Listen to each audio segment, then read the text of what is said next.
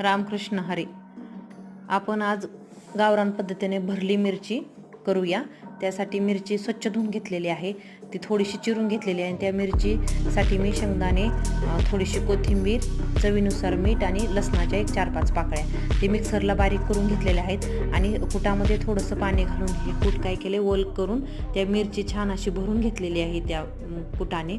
आणि नंतर मी एका कढईमध्ये थोडंसं तेल गरम करून घेतलेलं आहे. त्यामध्ये जिरी, मोहरी, थोडीशी हळद आणि थोडंसं लसूण आणि कोथिंबीरची पेस्ट घालून घेतलेली आहे. आणि त्यामध्ये अशी भरलेली पूर्ण मिरची घातलेली आहे. आणि त्यामध्ये थोडंसं काय केले पाणी थोडंसं घालून घेतलेलं आहे. आणि एकदम वाफेवर छान अशी मिरची घेतलेली आहे, वाफून किंवा शिजवून घेतलेली आहे. ही मिरची वाफेवरच छान अशी मऊ झालेली आहे आणि दिसायला पण खूप छान झाली. आणि लगेच 1-5 मिनिटात झटपट ही मिरची झाली भरली तयार झालेली आणि खायला पण एकदम टेस्ट आणि छान झालेली आहे.